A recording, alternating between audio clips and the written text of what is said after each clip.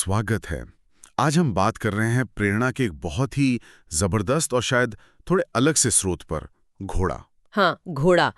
हमारे पास एक सामग्री है जिसका नाम है अविराम घोड़ा, प्रेरणा और निरंतरता। हाँ।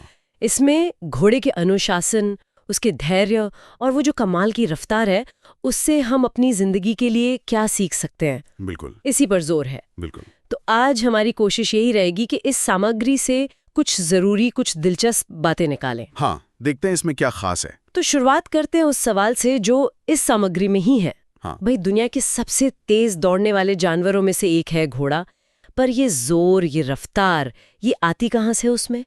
क्या ये सिर्फ उसका शरीर है? ये एक अच्छा सवाल है और जैसा सामग्री भी कहती है, ये मामला सिर्फ शारीरिक बनावट का नहीं है। असल में इसके पीछे ना एक गहरा अनुशासन है और एक अंदरूनी मोटिवेशन, एक प्रेरणा है। अच्छा। हाँ, तो इसी पर थोड़ी और बात करते हैं। मुझे इसमें एक चीज बड़ी अच्छी लगी।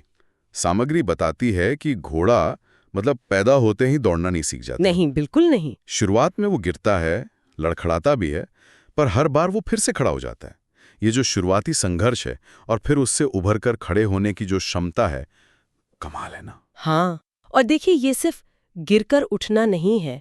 अहम बात यह है, जैसा स्रोत कहता है, कि घोड़ा तब तक कोशिश करता रहता है जब तक वो मजबूती से खड़ा होकर दौड़ ना पाए।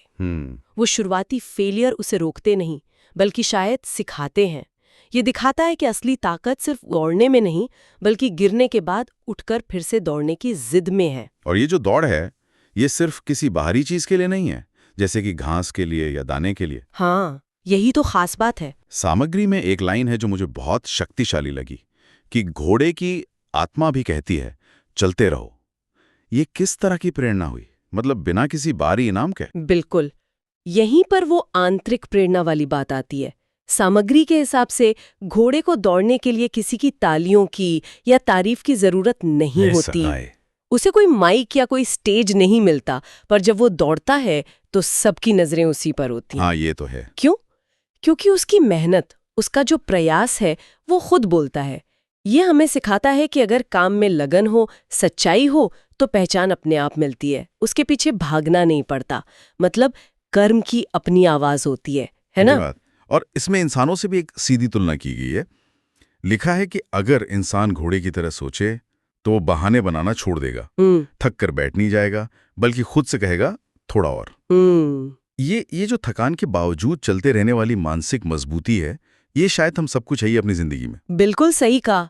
यही तो है वो मानसिक दृढ़ता जो फर्क पैदा करती है। स्रोत के मुताबिक ये सोच के बस थोड़ा और हमें अपनी जो सीमाएं हैं उन्हें पार करने में मदद करती है। घोड़ा भी थकता है, ऐसा नहीं कि वो नहीं थकता। उसकी सांसें भी उखड़ती हैं, पर उसका ध्यान अपनी मंजिल पर रहता है। वो रुकता नहीं। शायद थोड़ा धीमा हो जाए, पर चलता रहता है। हाँ, धीमा हो जाना शायद ठीक है, पर रुकना नहीं। बिल्कुल। ये रवैया अगर अपनाएं तो मुश्किल हालात में भी आगे बढ़ने का रास्ता शायद मिल सकता है। और वो लाइन तो सच में जोश भर देती है, रेस वही जीतता है जो अंत तक दौड़ता है। ये सिर्फ दौड़ के मैदान की बात नहीं लगती, जिंदगी की किसी भी चुनौती पर लागू होती है। एकदम, ये निरंतरता का सार है। देखिए, हार मान लेना तो सबसे आसान होता है, पर लगे रहना वही असली चुनौती है। सही बात। सामग्री के अंत में जो धैर्य, फोकस और लगातार चलते रहने का संदेश है, वो इसी विचार को और पुख्ता करता है। ये सिर्फ तेज दौड़ने की बात नहीं है, ये लंबी दूरी तय करने के लिए धीरज और लगन बनाए रखने की बात है। गिरना ठीक है, वो प्रक्रिया का हिस्सा है, पर रुक जाना नहीं। तो कुल मिलाकर देखें तो इस सामग्री से जो बड़े सबक मिलते हैं वो यही हैं: घोड़े जैसा अटूट धैर्य रखना, अपने लक्ष्य पर पूरी तरह केंद्रित रहना और लगातार कोशिश करते जाना, चाहे कितनी भी मुश्किलें क्यों ना आए।